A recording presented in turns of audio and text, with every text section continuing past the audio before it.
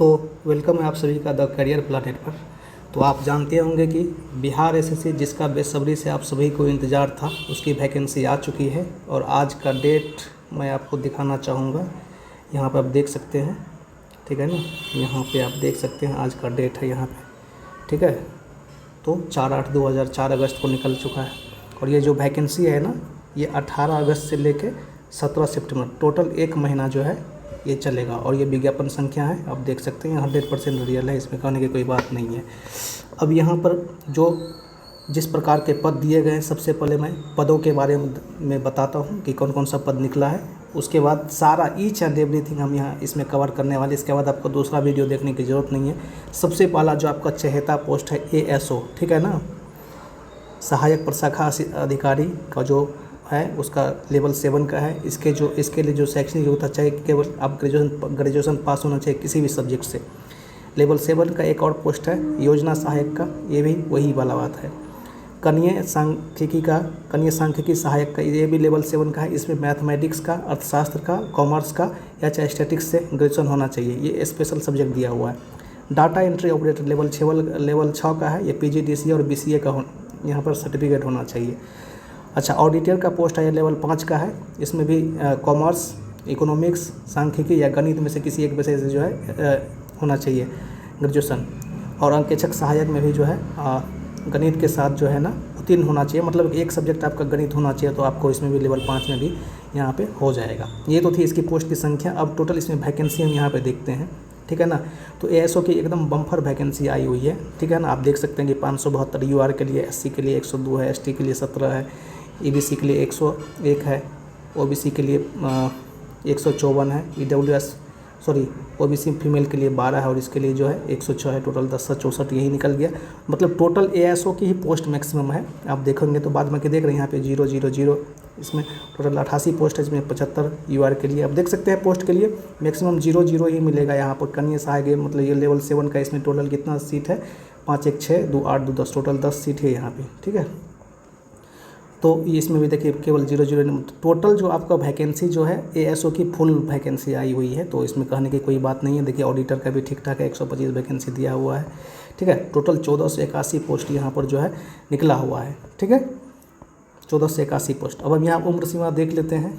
उम्र सीमा आप यहाँ देख सकते हैं कि आपका मैक्सिमम जो है, यदि UR में है तो 37 वर्ष से अधिक नहीं होना चाहिए। और इस सारा का सारा जो एज कैलकुलेशन होगा 1 अगस्त के अनुसार होगा। 1 अगस्त को आपको 37 वर्ष होना जाना चाहिए, 40 वर्ष होना चाहिए OBC में और EBC में, और अनारक्षित UR फीमेल के लिए 40 और EBC जनजाति पुरुष और महिला के लिए 42, ठीक है। ये उतना ज़रूरत नहीं है, ये भी यही चीज़ है। यदि आपके सर्टिफिकेट में किसी भी तरह का नाम वगैरह में या चाहे डेट ऑफ बर्थ वगैरह में दिक्कत है, तो वो आपको मैट्रिक के आधार पर, मैट्रिक में जो डेट ऑफ बर्थ है या उसके समकक्ष कोई कागज़ है तो उसी के आधार पे जो है वो वैलिड होगा, ये चीज़ लिखा हुआ है।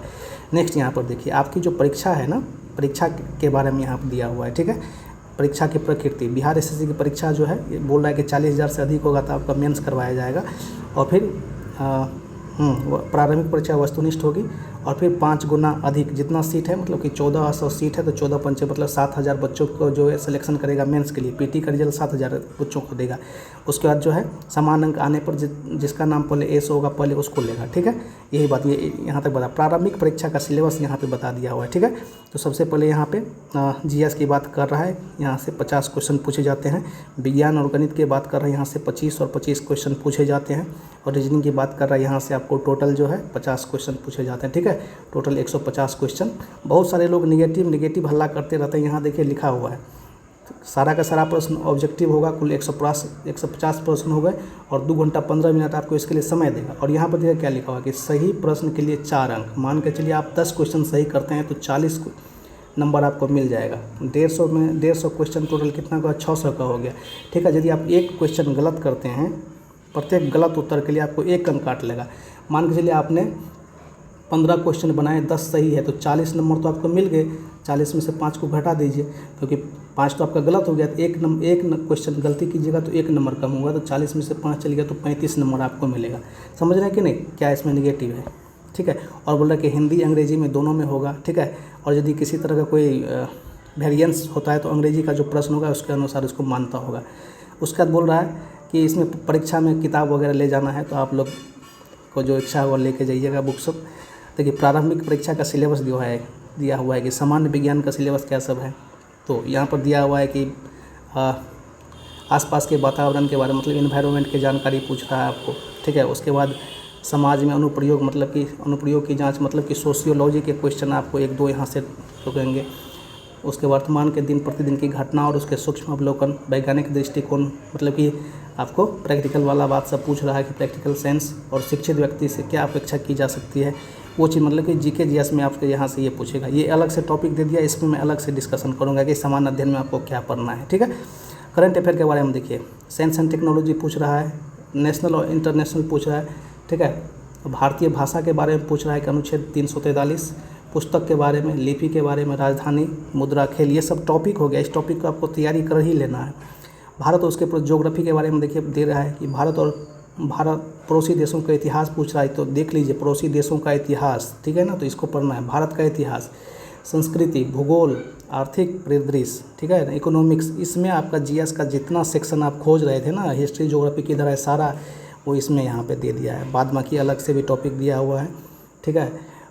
तो राज्य व्यवस्था, देश की राजनीतिक प्रणाली, पंचायती राज, सामुदायिक विकास, पंचवर्षीय योजना, राष्ट्रीय आंदोलन, बिहार का देखिए बिहार स्पेशल भी जोड़ा हुआ है, ठीक है। और देखिए विज्ञान गणित में मैट्रिक स्तर के बात पूछा जाएगा, बोले कि मैट्रिक लेवल का विज्ञान और गणित दोनों पूछा जाएगा। फिजिक्स केमिस्ट्री वाले मतलब 9th 10th लेवल का आपका पूछा जाएगा। और मैथमेटिक्स में तो ये जो बोला है सही बात है कि एकदम बच्चा वाला क्वेश्चन सब पूछा हुआ है कि संख्या पद्धति से, ठीक है, पूर्ण संख्या के अभिकलन से मतलब कि भिन्न और भिन्न घटाओ, दशमलव वाला भिन्न संख्या, उसका यही सारा चीज़ जो है रेशियो प्रोपोर्शन मतलब कि अर्थमेटिक पूछ रहा है। यहाँ देख रहे होंगे, गौर से देखेंगे तो कहीं पे भी एडवांस की बात यहाँ पर नहीं है, ठीक है। और मानसिक जांच, रीजनिंग में वर्बल नॉन वर्बल दोनों पूछा जाएगा, मतलब फिगर वाला भी और शब्द वाला भी पूछा जाएगा, ठीक है। ये बात नीचे में मेंस परीक्षा का दिया हुआ है, सेम सिलेबस है, ठीक है ना, कुछ भी अलग नहीं है, सेम सिलेबस है। प्री होगा, उसका मेंस में क्या हो जाएगा, एक हिंदी का पेपर अलग से बढ़ जाएगा। मेंस में भी आपको 150 क्वेश्चन पूछे जाएंगे, 2 घंटा 15 मिनट समय दिया जाएगा, ठीक है। और मेंस के लिए अलग से नोटिफिकेशन निकालता है। तो अभी बात आई है प्री का, तो प्री पे फोकस करना है अभी, ठीक है। नेक्स्ट ये बोल रहा है कि कम से कम इतना नंबर लाना ही पड़ेगा। तो अरे भाई 40% नंबर ला के आप क्या ही खाड़ लेंगे, ठीक है। ये पैसा का बात बोल रहा है कि 540 रुपया लगता है, 135 लगता है।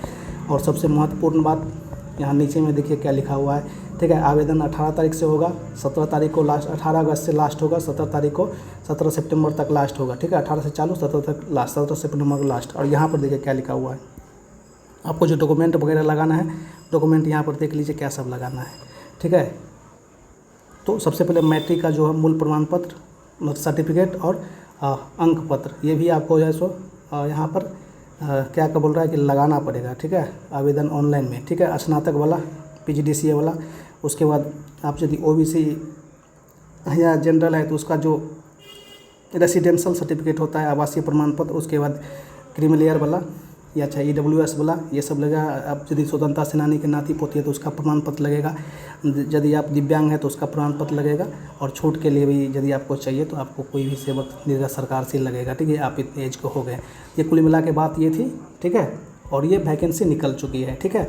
अब मैं जल्दी ही आपको जो BSSC CGL 3 का जो हुआ था प्री और मेंस, उसका जो कट ऑफ हुआ, कट ऑफ क्या गया था, कितना गया था, कितने पे लोगों का फाइनल सिलेक्शन हो गया, वो मैं यहाँ पर जल्दी ही लेके आ रहा हूँ, ठीक है। तो तब तक के लिए धन्यवाद, तैयारी करते रहिए। और अब जो है समय को मिस नहीं करना। अब BSO को जो लोग, मैंने अभी 1 घंटा पहले एक वीडियो बनाया था, उसमें मैंने बताया था कि भाई BSO की परीक्षा लेने वाली है। तो अब ऐसा लग रहा है कि BSO की भी परीक्षा बहुत ही जल्द लेने वाला है, ठीक है। तो मिलते हैं जल्दी फिर से नेक्स्ट एपिसोड के साथ। तब तक के लिए जय हिंद।